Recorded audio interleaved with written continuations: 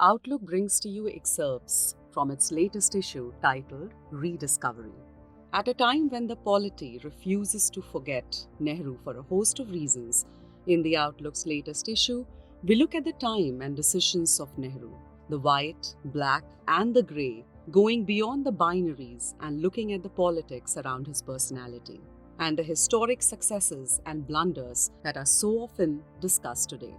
In the introduction, editor Chinky Sinha writes, "The unseen lion, why, what care I, if thou canst nod, speak too, if charnel houses and our graves must send those that we bury back, our monuments shall be the maws of kites."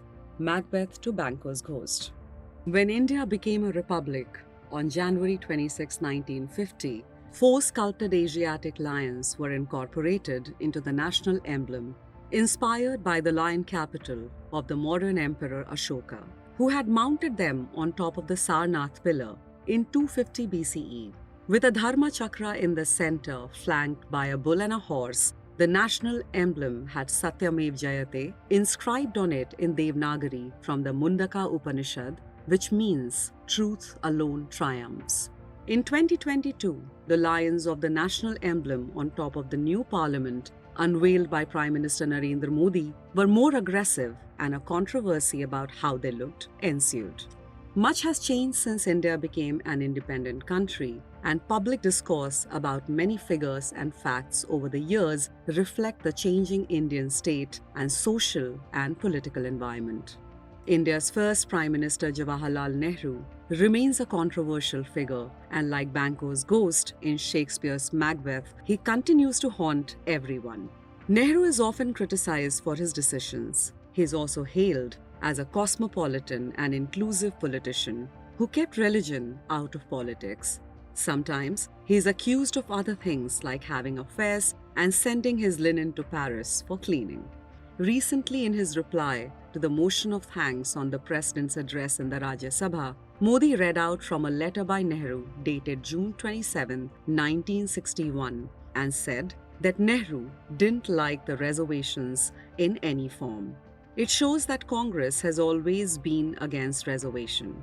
Nehruji used to say that if SC, ST, OBC got quotas and jobs, then the standard of government work would fall, Modi said. This isn't the first time Nehru has been invoked in public discourse long after his death.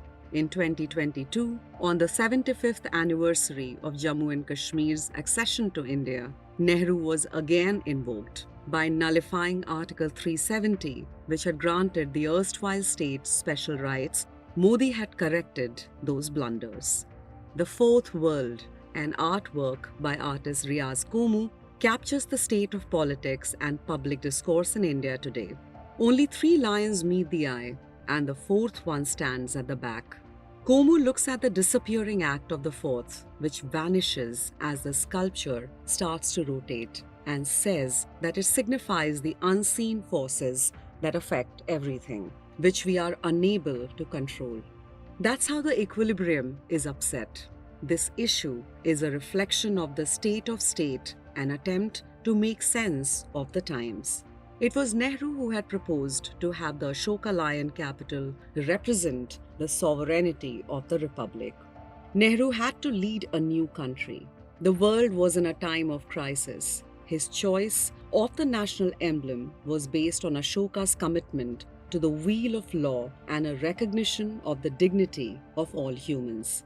It is this dignity that we have lost. The fourth world also signifies the disappearing act of a free and independent media that is caught in a whirl in a country struggling with identity and other questions. But all ghosts come to haunt us, like the ghost of Banquo in Macbeth. All ghosts reminds us of follies and virtues. In a post-truth world of politics, it is necessary intervention to talk about the good and the bad both, and about the context of the times that Nehru belonged to. Look at the lions, then and now. Let there be dignity in discourse. Let the fourth estate not vanish, and let it stand guard as it is supposed to. Check and correct, reflect and remind. For this and more, read the latest issue of Outlook.